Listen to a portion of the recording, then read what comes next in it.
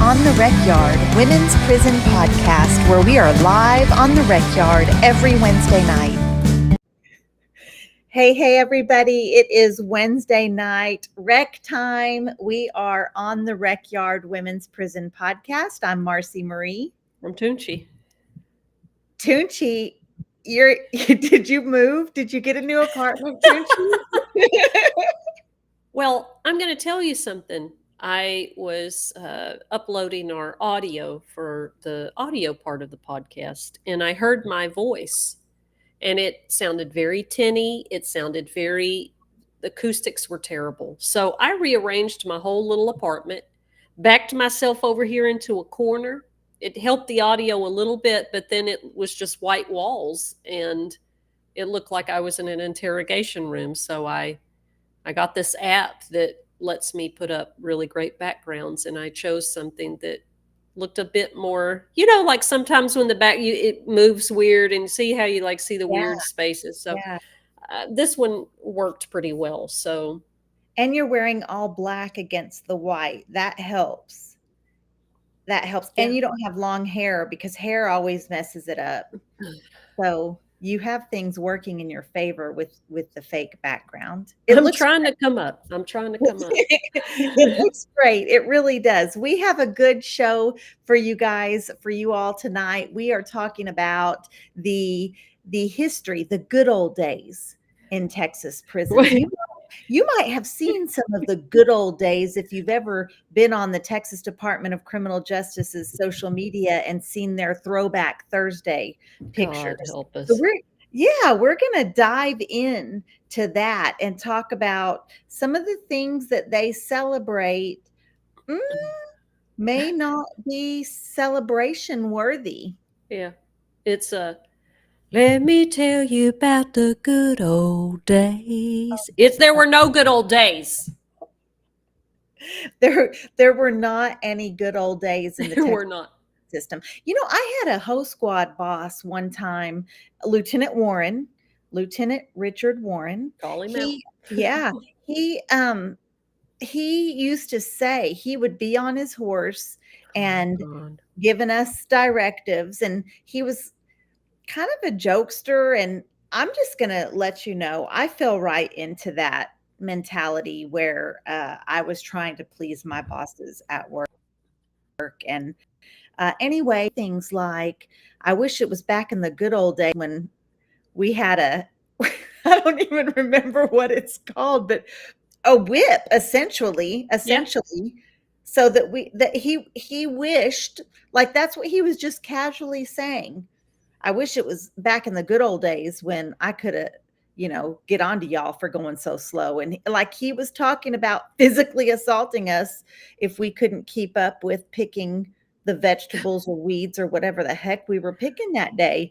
And so he has that. There are folks that see those pictures and are like, oh, what a happy time. What a happy, joyful time. And I'll get into the story about, what is Warden Sellers' first name? Celia? Yes. Mm-hmm. Celia Sellers.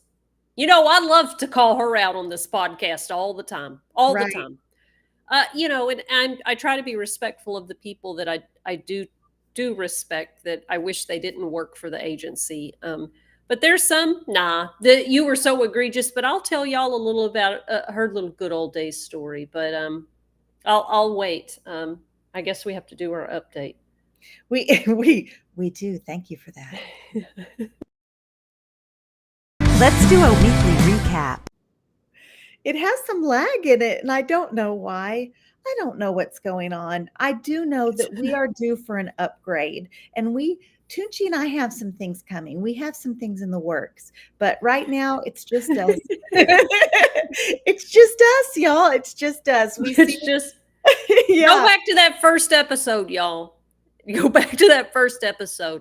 Look how far we've come. A long way. And all around, graphics, all of it, flow, all of it 100% better. We see you in the chat.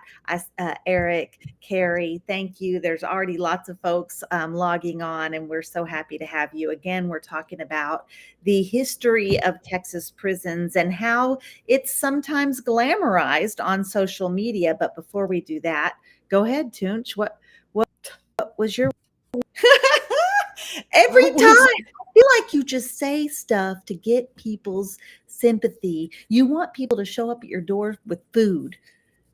How was your week? I already know how it was. It was miserable. Marci, it was miserable. I feel okay now. Over the past 3 or 4 hours, I went to the doctor again this morning. The COVID created a sinus infection that felt like someone was crushing my face and my skull. And so I broke down, guess what, and went to the doctor, right? Like I did me a little remote visit, got my little prescription, whatever. But that's not what helped. I went and got some Sudafed, and I've drank a half a gallon of water, to break up all that. And so I feel 1,000 times better right now. Plus I took a lot of Tylenol. So I'm not in pain, but good Lord. I mean, I answered some emails. I worked on some stuff in between, feeling better, and then I'd crash again. But my week last week after the podcast was just trying to survive on the couch with the cat. That's it. I almost felt like I was on vacation because my project director, she wasn't bothering me with a bunch of tasks. Well, you strap it in, lady, because I've got to look. Yeah. I already know. So I hope you enjoyed it, because those days are gone now. Lee is watching for YouTube and reminding us to please hit that like button, that share the live, comment, all of the good things. If you're watching on your cell phone, tap that screen for us. And we appreciate you so much. If you are listening wherever you hear your favorite podcasters, please leave us a review. We would appreciate that so much. Our favorite time of the week is rec night on Wednesday nights with you all. You all are our family and community, and we appreciate all of the support that you guys send in, even if I feel like it's a little extra towards Toonchi. Well, I mean, it's just what it is, Marci. I'm blessed like that. It's just what it is. I do want to say, we all know what you did. You got your hair did. I did get my hair done. I go to this and shout out Crumb Clip Salons in Crumb, Texas, because they take such sweet care of me, and they're a family-owned business, and they just love me up and make me feel great about myself. And they write some formerly incarcerated folks. They took part in one of our greeting card campaigns, and they write some of those ladies that they sent greeting cards to. They're still in touch with, and I just love them so much. So thank you for noticing, because sometimes, frankly, you don't notice. And my auntie's shouting out Crumb too. She's from Crumb, Texas. And your wife, Lori Mellinger, is curious about where the hell you are. Well, you have to pack up and move and not tell your spouse, because you have to get away. Lori, this is our new home. It's I hope that you have the payment. Yeah, that's what I want to know. How hey, I want to say, if that's Jennifer Gonzalez that's here watching on YouTube, I don't want to put her business out there, but I want you to know, if that's the same Jennifer Gonzalez that used to bring me back Subway cookies and stuff from Subway, because I wasn't allowed to venture out. I just want to say, every time I go to Subway, when I worked at Subway, I thought fondly of her. I want to know how Jennifer Gonzalez smuggled cookies back in to the unit. Oh, honey, it wasn't that. It was the halfway house. This Jennifer Gonzalez may say, "Lady, I don't know you." She said, "Yes, ma'am." I knew. Yes, she did. And let me tell you something. That was a big no-no at that halfway house. If you got caught bringing food in and out, I don't know why, right? Mine too. And no coffee. We couldn't have coffee. how do you, first of all, it's that halfway house. Some of those folks at that halfway house were from prison like me, and we'd been drinking instant coffee. That's all we had in prison to make Yeah. us feel halfway normal Right. was coffee. So that's what I mean, it's a staple item for us when we're in there. And then we go to this halfway house. We all had these horrible caffeine headaches. There's no It's terrible. Tylenol. At least in prison, I could figure out how to get a non-aspirin. There was nothing in that Yeah. halfway house. And then the other half of the population, y'all, were people in recovery. So people that were in active addiction in the free world, needing some kind of stimulant, coming down and off of things. I mean, it was so insane. No, yeah. Well, I want to tell you that I was at, this is why she brought me food. And Marci, I also have another Marci in my life, Marci Hebert, wherever she is. Sometimes she comments. I loved her so much. She also would bring me Sonic because I couldn't leave the halfway house because of my monitor. So when they all went out to go job search and run around and work their little part-time jobs, the only place I could go was AA and Goodwill.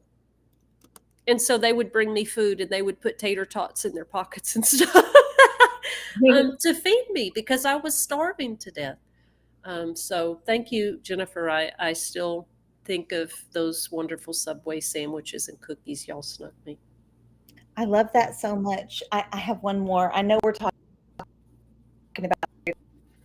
I definitely want to talk about Good Ole Days and TDC in the halfway house where we could not have coffee, outside food of any sort. Women were on the phone we got 1 10-minute phone call a day. Imagine getting out of prison, trying to start a new life and getting to talk on the phone for 10 minutes a day. Like it was insane. I wonder why. But the men, y'all, they had figured out how to order DoorDash. God bless. Yeah, seriously. So what about the history of Texas prisons? Let's talk about some of these glamorized social media posts, Throwback Thursday.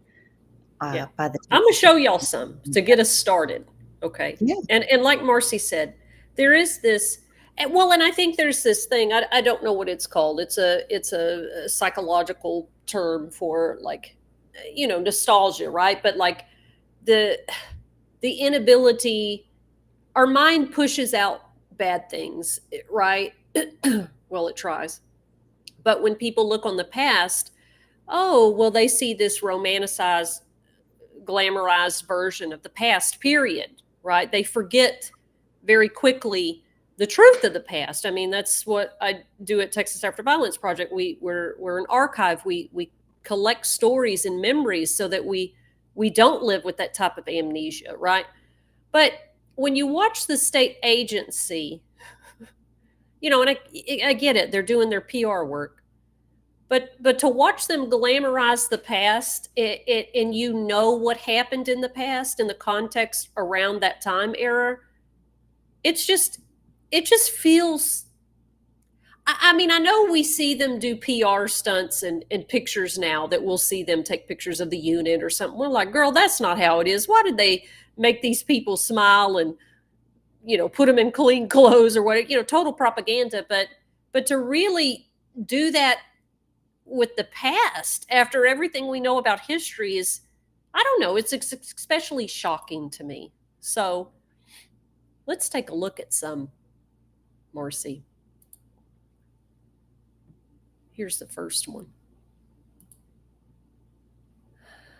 Hi, notifications on my Facebook page. Hold on a second. God, please don't anybody send me anything crazy right now. So that we can see it. Okay. So it says here, inmates in the Huntsville Unit Jazz Band do a quick rehearsal ahead of a performance in 1960. What is this post, this picture, what comes to mind for you, Marci? I don't know what this doesn't even look like it's real, frankly, to me. I mean, I'm seeing a jail cell. There's pianos.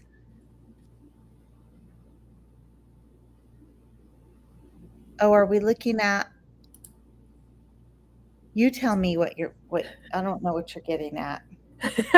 Well, this gives the aura of you know, prison was just this you know, time away that you were kind of almost like college, right? That's what it invokes to me, that these throwback pictures kind of give this vibe of, well, these people are in prison, but they're really just away. They're just really away. They've got a little band here. Look how clean it looks. They look happy. They're smiling. And the thing is, we know that incarcerated people enjoy activities. I did when we got to play volleyball or do some. Of course, I was happy. But I mean, to present this as kind of that tone of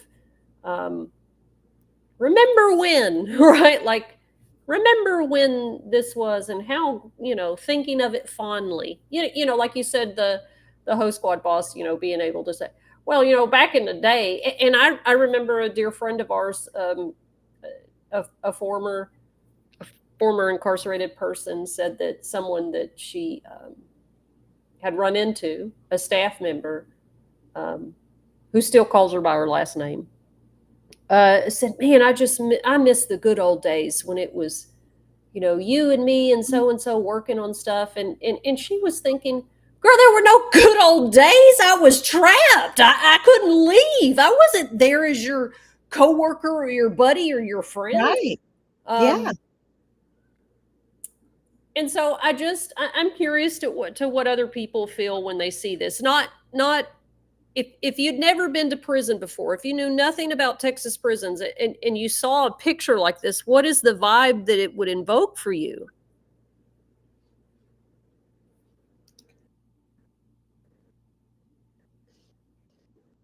Instruments to entertain staff and the public, like they did with the rodeo. That's probably the underlying, if this is even, if it, yeah. Jerry Swain said that's definitely not the Texas Department of Criminal Justice. I mean, Jerry, it was in the 60s, right? Well, and I'll move on to the next one here. Let me close that one out.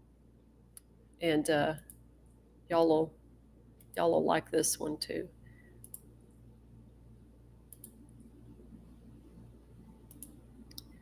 So here we have these gentlemen here. Inmates play a game of dominoes in the day room in TDCJ, the Wayne Unit, 1950. What game do you think they're playing? Two men sitting across a steel table with welded on chairs playing dominoes, clearly posing for the camera. And not that we played dominoes. We played dominoes in there. It was sometimes the only thing that kept our minds sane was playing a game or reading a book to escape where we are and the reality of where we are. Well, yeah, and for what I find interesting about this one was the caption that went with the post, like, here they are playing dominoes. What game do you think they're playing? Right? Like, this is an attempt, the tone, the messaging, is it an attempt to normalize incarceration? I mean, that's what it is, right? Like, that's a call for people to engage with the post. You're asking a question, and so it kind of starts getting people that, oh, well, they must be playing 21 or whatever. Oh, and to not humanize them, but normalize incarceration. And I think that that's what the heart, of Throwback Thursday, or whenever they post these old timey pictures with these tones of good old day kind of stuff. Like, I really believe it is an attempt to present themselves as this friendly entity, when we know that is not true. Just like you said, that those are, those windows. Girl, I can just imagine how hot it is looking at this picture. Like, the better question in that caption is, what do you think happened to these gentlemen when they got up from that table? Right. Yeah. Hey, everybody, ask yourself, what happens to these two? How do you think these gentlemen adjusted to getting out of prison? Right? Like, where are they now? Where are they now? What happened to them when they went back to cell block? Yes. Yes, yes, yes. Well, there's a TDCJ has a prison rodeo video on their Instagram page, but it won't let me download it. But it is them talking about how great it is. Now, this one's going to get you, okay? And I put this on my social media when it happened, Marci. Okay. This one was the one that always pissed me off the most. And so it says, female offenders at the Gory unit play a game of dominoes in the recreational room, circa 1960s. The Gory unit was once an all-female unit, but has since been converted to a male unit. And, here Amanda has put in the propaganda fake news. Yeah. But, you look at this picture, and I remember when they posted it, I had just moved to Austin and was just doing advocacy work. And I remember looking at this picture with the light in the background, the lamp, and the little chairs over there to the side. It looks like you're in a therapist's room, and everybody's got clean uniforms on, and everybody's smiling. And like you said, we did play dominoes. We did enjoy time together at the table and in the day room. Mm-hmm. The artificial way this is presented, as if these women were just living in a college dorm. Right. Makes me so angry when I look at this,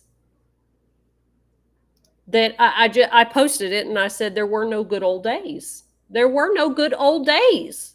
Right. Were they good old days for these women of color? For these women? In the 60s, period. But certainly in the system. There were not good old days. And I'm just thinking about exactly that for those ladies who, well, 60s is a long time ago. I was going to say, who was locked up then? Like, that's too far back for I think for sure even Jerry, but I'm just thinking, what, I don't know. No, it wasn't like that. Yeah. Well, and Jennifer says down here, do they have earrings on? Yeah, they have earrings on. And there were some things, back in the day, they before the hardening of things, as they got worse, hardening the system, they did allow some things like that, and women on the unit would say, well, they too would say, well, back in the day, it was better because they used to let us have skirts and little pumps and earrings, right? Mm-hmm. But the atrocious things that happened underneath that at the units, and the explosion of female incarceration that was building to come, girl, you already know how hard it is even right now to get the women to understand. I know you enjoy this thing they gave you, like the incentive dorm. I don't want to take the microwave or being able to wash your clothes in a washer dryer, like the things that are making this more like this home setting, right? I don't want to take that from you. I want you to be able to be treated with dignity. But that is it's a red herring, right? Like it's a, it's a way to distract from the real problems of the system, and they're not real. Those things aren't they're not of substance. But that's really hard to tell people who are treated like animals, that suddenly they're given some comforts, and they're like, oh, I mean, just praising TDCJ to the rafters. You know what I mean? A privileged job. I remember how excited I would be if I got a promotion to go work for free out in the sun, and treated badly in the herb garden, opposed to working the big fields. Like this idea of keeping people oppressed. It's the same way when a big giant corporation does not pay livable wages but throws a pizza party for their employees. It's the same thing. Give them just a little bit to think that things are good, to think that they're okay, to keep them complacent. It's that same policy. I found out I can share my screen to Instagram. So you want to watch this rodeo video? Yes, because we're gonna talk about the Goree girls. Okay. Go ahead. Can y'all see it or no? Yeah, we can see it. Where's the sound? The sound that you heard in Huntsville every Sunday in October from 1931 to 1986 during this area. And I from 7 spectator, and let me tell you, if you weren't there, you missed it.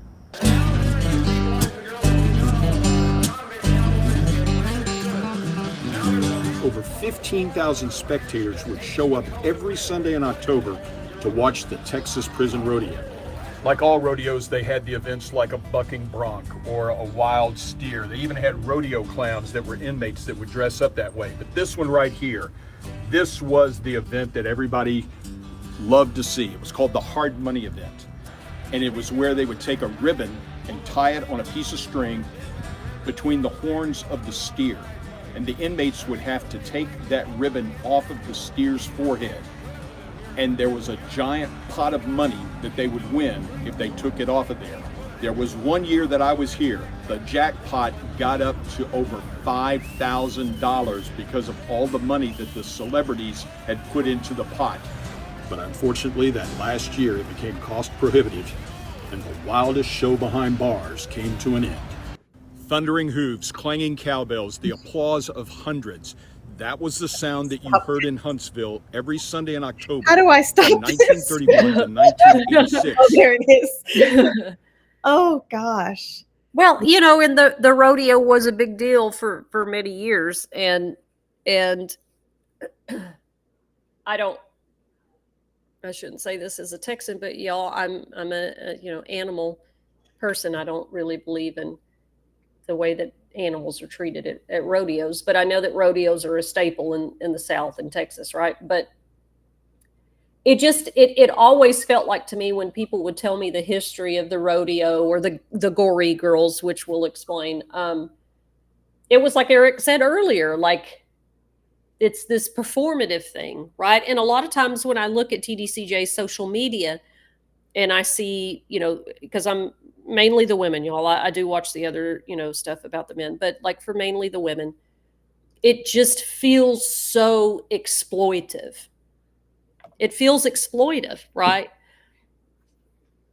That was exploitive. Let's tie a ribbon on the hardest part to get to on the bull, and have people try to take that off, fighting each other for money. And if they get stomped to death and die, it's like Gladiator, right? Like, just, I don't know. I'm not a fan of it. I've never been a fan of it, and it just feels exploitive overall. And another way that they are making money, because rodeos are a money grab. There are concessions and all ticket sales and all of those things. Rodeos make money, and they're not paying. They're not paying. That prize that they talked about wasn't from proceeds of the rodeo. That was from donations. Right. So right. It absolutely is exploitive. It absolutely is using using incarcerated people for money. And here are the Gory Girls. So Here are the Gory Girls. So the Gory Girls, the post says, posed for a group photo before the performing at the Texas Prison Rodeo in 1960. The group, made up of female inmates from the Gory unit, was a staple of the rodeo and became highly popular throughout the state through their various radio performances. You know, I'm going to just be honest as I look at this. When you look at this picture, it looks like a normal drill team, except I don't see everyone smiling. Right. So, like, first of all, you know, they're considered to be privileged. So you already know that if we were locked up during the time of the Gory Girls, this group was probably a privileged group of women that got favors and extra things, right? Because they're performing. And you'll see that there's one or two maybe brown women. There's one black woman. The rest are all white women. But they're being drug around the state to perform, and they perform on the radio. And so when you look into the history of the Gory Girls, you get this very, they sang and they danced. There was actually, Marci, I found they had tried to make it into a movie. They were going to make it into a movie, their story, but there was a theater play about the Gory Girls. And it said, well, it's not punching, it's not hard hitting, it's more about the musical pieces, and, you know, kind of just using it as, really, to me, as a ploy, right? You know, as a story. But this is what I want people to know as we're looking through all these pictures, and this is a women's prison podcast. So looking through the lens of women's incarcerations, I want to now share with you what I found, you know, when I started digging into all this stuff. Mm-hmm. What I found from this website, Texas State Library and Archives Commission. So I'm all about archives and collecting documents and documenting state violence. So you can't really see this picture. Can you see it as I blow it up? It's a picture of a bunch of incarcerated females from maybe, well, it says 1958. I was going to say 60s. Yeah. And so they're in, it looks like they're in the garment factory, or. Yeah, they're sewing and working. And now here's what would just blew my mind here. So as a part of the 1911, let me see how long this is before I read all of this. It's not that long. As a part of the 1911 reforms, the state opened a new facility for female inmates. Gory State Farm, just 4 miles from Huntsville, housed black and white inmates in separate dormitories. As before, the working assignments varied depending on race. African American women worked in the fields, while white women and Hispanic women worked in the garment factory, where they sewed clothing and linens for the prison system. I want to put a pin in that for 1 second. Marci, you know that still happens, right? Like, yeah. Oh yeah, for sure. I mean, we've talked about, we absolutely talked about that before, when the clerical jobs, the kitchen clerk job, the safety clerk job, those no, marginalized communities weren't getting those jobs in prison. It was very apparent. Tractor drivers. That's been way back from when this shit started. It still happens. By the 1930s, well, it was said some women tend to orchards and vegetables. By the 1930s, about 150 female inmates lived at Gory, most serving relatively short sentences for crimes ranging from prostitution and drug possession to theft, check kiting, and robbery. Survival crimes. There were some efforts at rehabilitation, including classes in typing, shorthand, cooking, and beautician work. Good behavior paid off with privileges, such as watching movies or playing softball or tennis on Sunday afternoons. Here it is. Fighting or other rule violations resulted in solitary confinement or a whipping with a 2-foot leather belt known as the red heifer. I'm going to say that again. Solitary confinement or a whipping with a 2-foot leather belt known as the red heifer. In 1938, a number of the gory women became famous when a radio station, Fort Worth, began 30 Minutes Behind the Walls, a live radio show. Became a nationwide hit and drew millions of listeners. The Gory Farm remained a women's unit until the 80s, when Texas transferred female inmates to a former youth facility in Gatesville. We've talked a lot about Gatesville's history. The female incarceration population has expanded dramatically since that time. Marci, the women that we just showed these pictures of, sitting there playing dominoes and singing at the rodeo and working in the garment factory, that's all presented a certain way. Oh, look, good old days. Well, they're also getting beat with a belt. All of them. More so certain women than others, for sure. But it really, when I was looking at these throwback pictures, they just make me so fucking angry, because there's history underneath that, right? Like there's filth and grime and dirt and rot underneath the presentation of, oh, it looks safe and clean and normalized, right? This is an attempt to normalize incarceration.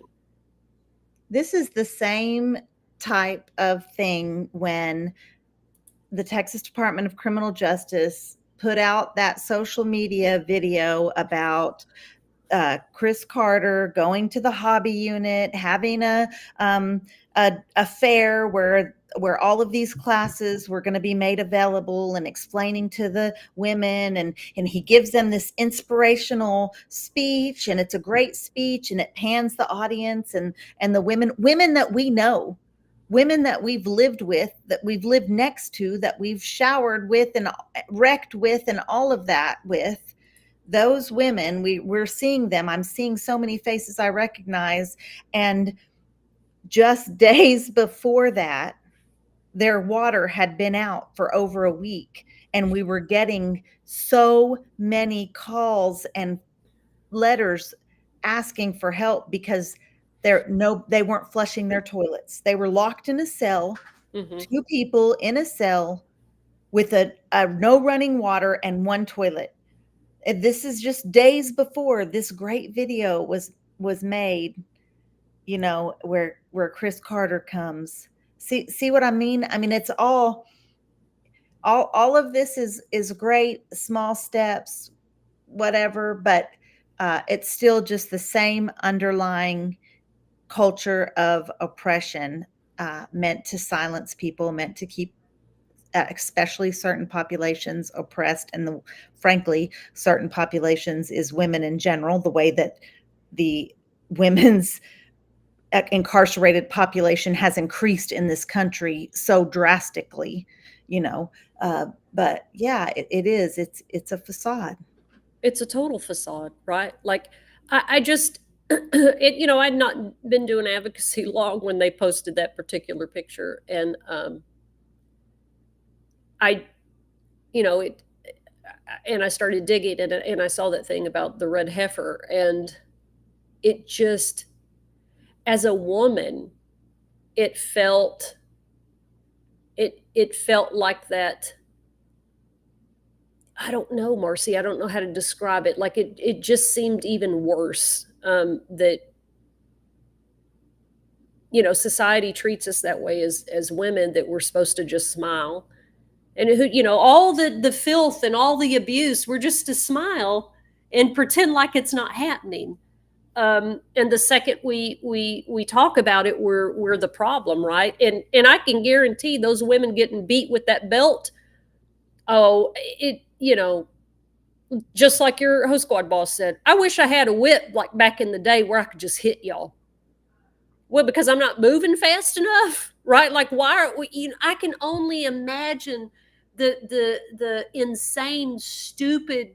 There's no reason to use the red heifer, this whip, But I can imagine, because we saw people get uses of force for the tiniest, stupidest shit. I So was can thinking you that imagine?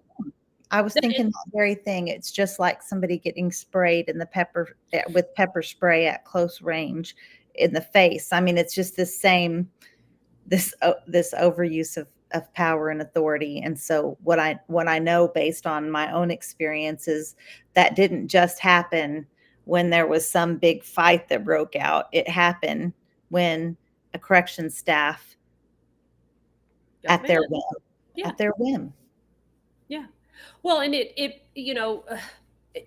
reminds me of, the conversation we had with Alicia about the youth system, right? Like, oh, we've changed. Oh, we've done different things, and look at this, and look at this over here, this sleight of hand, watch this over here. And then you hold up the history and you're like, yeah, but that's not real, right? Like, that's not real. That's not what this is what's real, right? Like, you pull the layers back, and you pull those pictures, and you see the reality underneath it. And again, it truly is an attempt to normalize incarceration, right? Like, oh, look at them. They were at a thing in the gym and they look so happy. But you said it. That picture of the gory women, there was one woman smiling. The rest of them look unhappy, forced, and they couldn't muster a smile.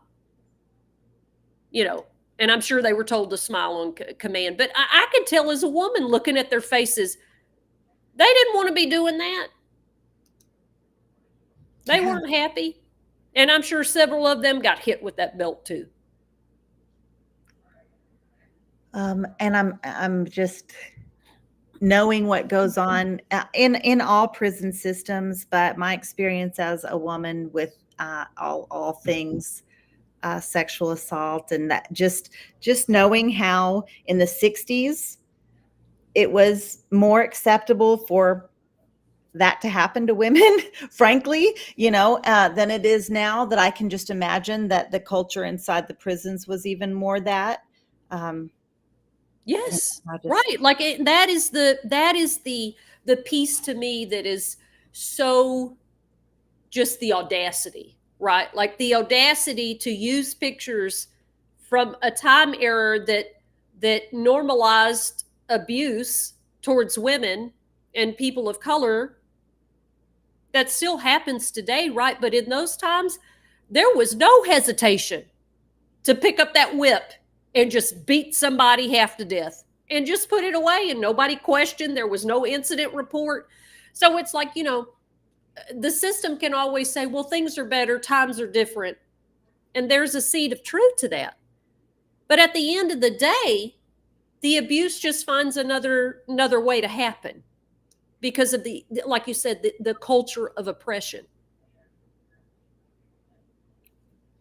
Toonch, did you have good old days in prison? In terms of that, no. But when you and I talk about, like, we had happy times and we had joy, right? We found joy despite abuse, despite neglect, right? Because, like our episode last week talking about community and how we cared for each other. I remember Christmas parties and birthday parties that we snuck and did when we had a good law. That I still think of those, and I still laugh, and I still remember the joy I felt in that moment. But it is always despite what was happening.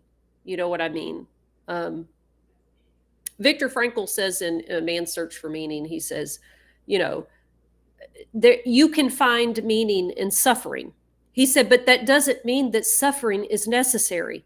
It just means that you can find meaning in it.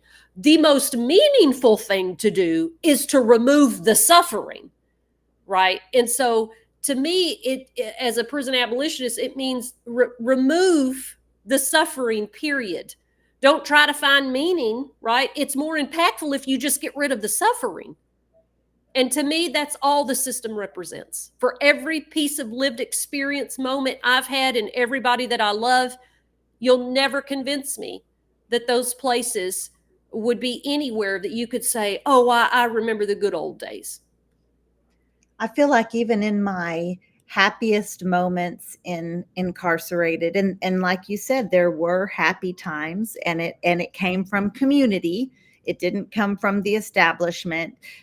There were joyful times, but even in the midst of that, we were still in survivor mode. And even in the midst of celebrating a birthday party or hiding with decorations, we were still looking over our shoulder. And it wasn't looking out over our shoulder for other incarcerated folks. It was looking over our shoulder to see what law was coming in, what was happening, if it was shift change, and all of these things. And it was still that. So Right. you were still very aware. You were never not in prison. Right. You were never not surviving. And, I told y'all I was going to tell you about Cecilia Sellers. And Mhm. Destiny's here. I see Destiny. Y'all know I can't stand former Warden Sellers. She was the field sergeant when I was 18, 19, when I was at Riverside, and she drove a woman to hang herself. And if that's libelous here, it happened. It did. She bullied that woman and had her squad bully her, and the woman ended up hanging herself in reception 2 or 3 days later after she had them come get her. So she was just mean. She was just mean, and she frightened me. And not many officers, I could dig my heels in and be rebellious and hold through and just kind of, but she frightened me, Marci. I was scared of her. That's how mean she was. And I was just a kid.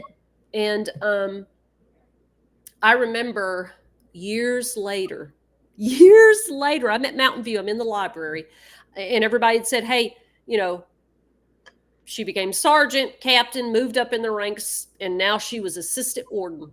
I was like, oh, Jesus. And she became assistant warden at Hilltop. So, that's a shared unit with Mountain View in this weird way. And one day I'm behind the counter working, me and my coworkers, and I hadn't heard her voice at that time in 15 years. And I heard her voice when she walked in that door. I swear to God, if I was a child, I'd have pissed myself. She struck terror in me, is how nasty that woman was to us. And so I start sweating, and I'm starting to get upset. My friend said, girl, what's wrong with you? And I see her walking up to the cage to talk to the officers. And I'm like, that's Boss Sellers. That's Boss Sellers.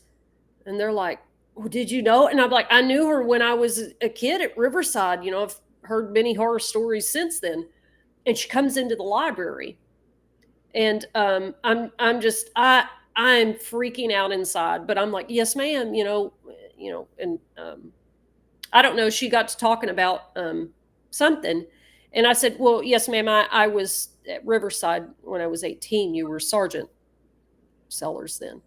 She's like, oh, yeah. She goes, I miss those days. Those are the good old days when I was on a horse and I was outside and I was feeling the sun, and I could take me out a squad and clear out a whole pasture.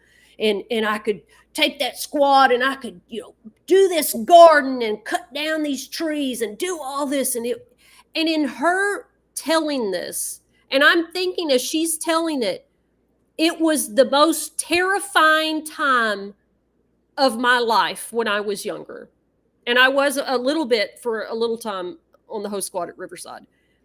But to feel that juxtapose, right? Like here she is, good old days.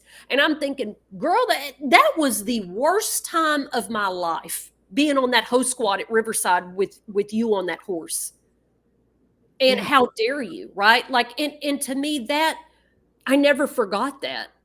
Like, where in your mind, in your crazy mind, did you think that was those were the best of days? And to me, they were the worst of days because of how you treated me. I think that I think that's the case for a lot of prison stories, the different the population being oppressed, any story from our history, the population being oppressed is not going to have fond memories of that time. And the population doing the oppressing is going to have fond memories of that time, which, I mean, that's Southern Belle movies and all of this romancing. I mean, it's kind of the same thing, right? We're uh, sitting on a front Romanticizing porch the drinking, South, right? yes, with our big antebellum dresses on, and meanwhile, during that time, people were not getting whipped with old heifer. I mean, they were getting whipped, but they were getting hung in trees. I mean, this is the reality of the situation. The oppressor's history is quite different than the person or people population getting oppressed. Yeah.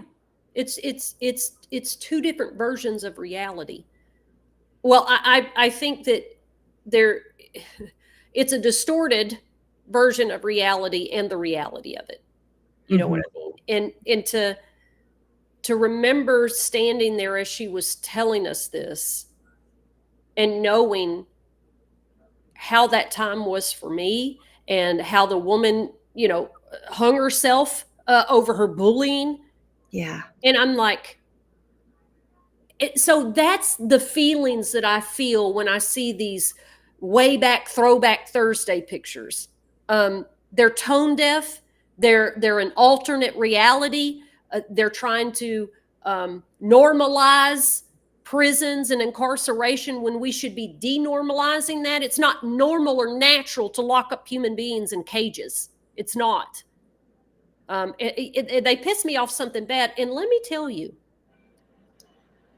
and I'm glad Destiny's here going hard too about Sellers. She was a hateful, nasty human being. She needs therapy. But I'm thinking about, I think it was maybe the 2nd October I was here, Marci, and me and Carrie had gotten close. And shout out Carrie Blakinger. Can't wait to see you. But TDCJ, and I can try to find the article for y'all because somebody wrote an article about it. You're going to be like, you got to be kidding me. So they were doing a series of social media posts during the month of October. Spooky time. And they were using pictures of units and saying some people say they can hear the voices and the whispers. And it's like, yeah, because people were killed there. And it was so disgusting and so completely tone deaf and just absolutely I don't even have a word for it. And somebody wrote a news piece about it, and they took it down and apologized. Well, sort of apologized, not really apologized, but kind of like, oh, well, that's not what we intended. Well, the road to hell is paved with good intentions, right? Like, who thought it was a good idea to showcase units where you've executed people at and say the halls are haunted? What is wrong with you? Right. And that is their mentality. It is to normalize the death penalty. It's to normalize the abuse that happens in those facilities. What other reason would you do something so stupid? Well, we can't not talk about old Sparky. Get me started on that goddamn museum. You brought up the death penalty. You brought up the way that the system tries to normalize this idea of killing human beings in the name of justice. And what we also have is at that same prison museum where we watched that video, where that man was taught. He wasn't at the prison museum, so it's at some other. They have that, anyways. They have the electric chair that executed people here in Texas, and they have it on display. And it's not just on display like this is a part of our history and this is what happened and this is the reality of it. I'm not even saying it has to be anti-death penalty. It could just be this is what the electric chair, this is it. This is what we did. This is the history. But they have T-shirts for sale saying like, I rode Old Sparky and survived. Like very, Mhm. I mean, yeah, very celebrating, joking, making light of. Yeah. Yeah. I mean, you're right. Like there is a place to, again, really understanding the power of archives and documenting history, so that we don't forget, right? And that it honors people's stories, right? Like there is a place to document and archive the past. But when you're taking that and elevating it, and like you're saying, using it in a commercial way, right? It's a joking, oh, you bought a T-shirt, I survived Old Sparky, and look, can I take a picture next to it? Can I sit in it? Like, I always say, so we're the ones that they point at and say that we're horrible people, right? We did bad things. And I have done hurtful things. I've done violent things, Marci. I mean, you've done things to hurt people. But then when I see the state glorifying their own violence, I'm like, I don't understand. Like, I thought, you said I was the bad guy, but I'm certainly not glorifying the harm that I've done to people. How dare you?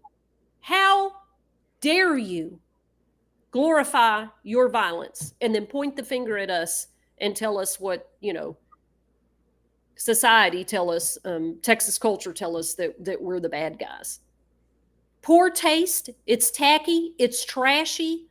In a state that claims to be so religious, it really is talking out of two sides of your mouth and being absolute hypocritical.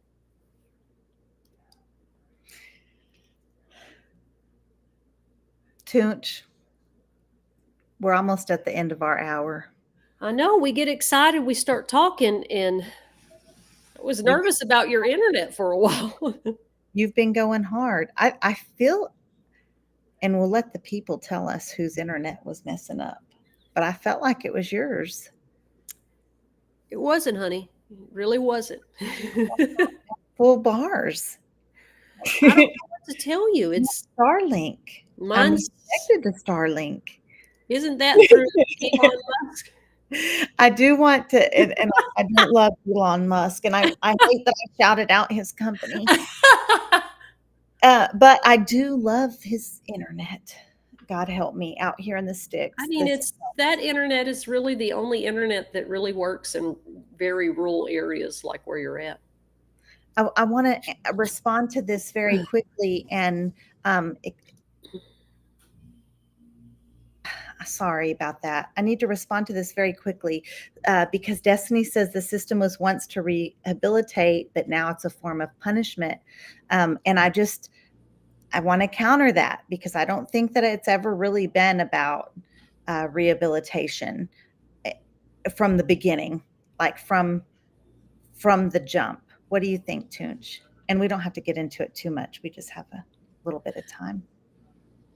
Yeah, I mean, I think what you're saying is that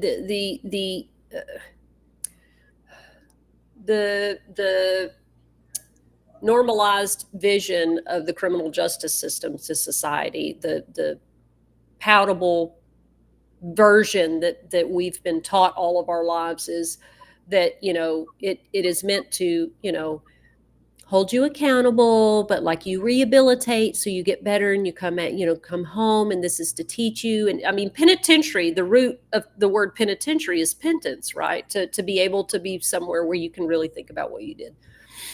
But I do agree with you, right? Like the system was designed to do what it does. And Jorge Renaud says this all the time. It's doing what it was designed to do, which was to subjugate people, enslave people, and it's rooted in racism and slavery. That is the truth. And I think the way to try to frame it, to make that where people can process that and continue the system is to to say it's there to rehabilitate. But I think I continue to say, and we all continue to say,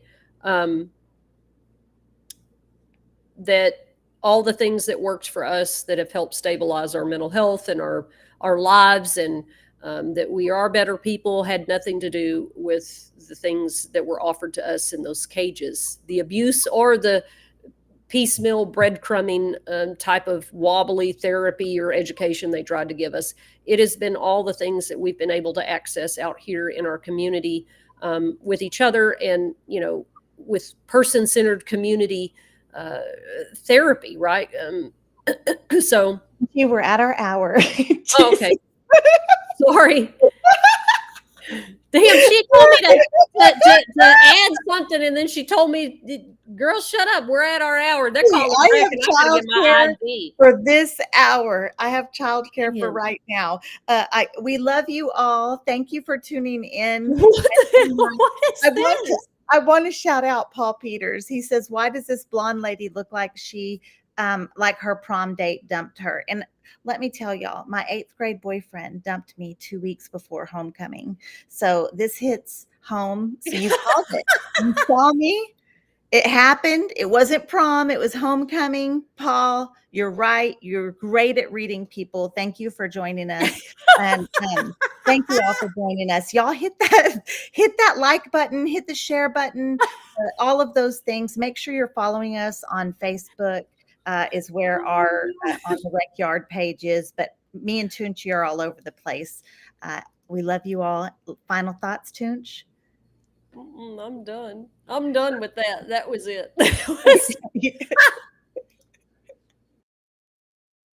Out with us on the Recyard Women's Prison Podcast with Marci Marie and Toonchi.